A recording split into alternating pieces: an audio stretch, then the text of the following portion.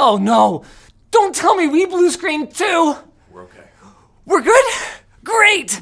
Welcome to TechLinked. Everything's on fire today. Public services and businesses across the globe have been taken out by a faulty software update within the last 24 hours.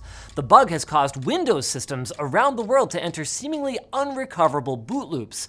Now, Linux systems are unaffected, but some Linux users are suffering from a new and frightening experience.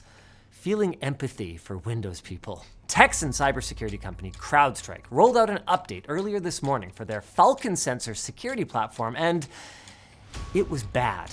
Airlines have grounded flights, banks are offline, hospitals in multiple countries have canceled non-emergency surgeries, and the 911 emergency hotline went down in several US states. Worst of all, hundreds, maybe even thousands, have been forced to go without an iced brown sugar oat milk shaken espresso from Starbucks today. Okay, that's a joke, but on a serious note, US viewers should look up and save the 10-digit number for their local police or fire department because that wasn't affected. Now, CrowdStrike has assured Windows customers that this is not a cyber attack, so you can feel safe knowing that this level of chaos was caused without any malicious actors whatsoever. And as a bonus, the situation has given cybercriminals ample opportunities to phish users with phony emails and domains that are offering fixes and patches for the outage. One of the few countries they're not targeting right now, though, is Russia, because thanks to all of the recent sanctions from the West, they haven't used CrowdStrike since February of 2022. Wow, good for them.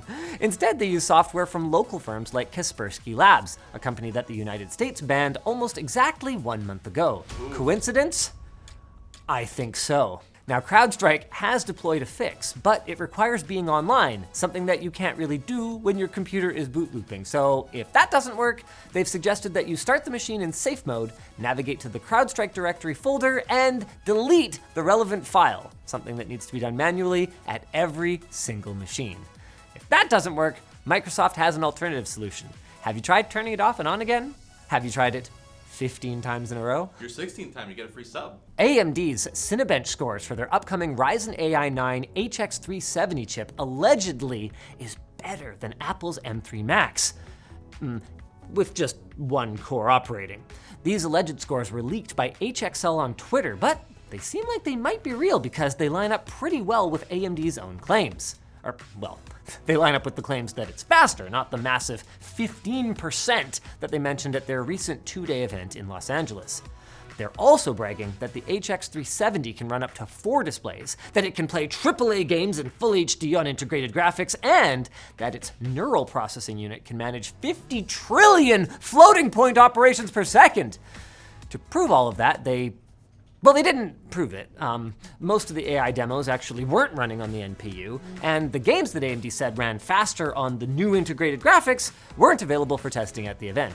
In fact, the beefiest laptop that was showcased was running games on NVIDIA graphics with NVIDIA's DLSS upscaling. AMD reps provided various excuses for this, like that the laptop hardware and firmware isn't final. Okay, fair enough. And also that the Wi-Fi is too slow at the hotel to download different games. It's not like they existed somewhere. Did you build the laptop in the hotel? Maybe they did. And maybe I need to tell you about our sponsor. Saily. It's the new eSIM service app that keeps you connected while you travel. Because you're supposed to be relaxing, not worrying about not having a reliable phone plan in a foreign nation. All you need to do is pick a plan from over 150 countries, install the eSIM, and that's it. Once it's activated, you're good to go. So, if you are traveling or need an eSIM soon, check out saily.com/techlinked and use code TechLinked to save 15% off your first purchase. Enough slow sponsor bites. I want some quick bites. And I want them now. The new Meta Quest 4 has got a tentative release date with 2 versions of the headset launching in 2026 and a premium version planned for the following year, codenamed La Jolla? La Jolla? I think we La Jolla. Cool. And if you don't like bulky headsets, you're in luck because Meta is also launching a pair of 70-gram augmented reality glasses. For reference, a typical pair of glasses is a little less than 40 grams, so still heavier, but a lot lighter than a Quest. Intel is making it harder to thermal throttle their upcoming Arrow Lake CPUs. Not by making them run cooler, mind you, but by raising the temperature at which they will throttle. According to the schematics published by leaker shaken. Cool. That is exactly what they plan to do. Just increase the TJ Maxx from 100 degrees to 105 degrees Celsius, meaning that they will definitely have hotter threads than the real TJ Maxx. That's a good one. Now, this isn't necessarily a bad thing if the CPU is designed for it and operates reliably at that temperature, but since currently their 13th and 14th gen processors seem to be designed around a philosophy of crashing more than the competition even at a TJ Maxx of 100 degrees, I can't say that I'm feeling too hopeful. Back in 2018, Google announced the deprecation of their URL shortener and just wanted to give you a reminder that, yes, that's still happening.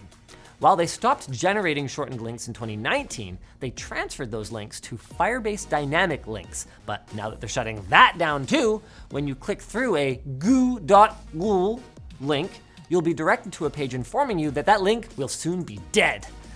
Boy, oh boy, Google killing even more of the internet. That's my favorite thing. In the words of my boy Axl Rose, nothing lasts forever, even cold November rain.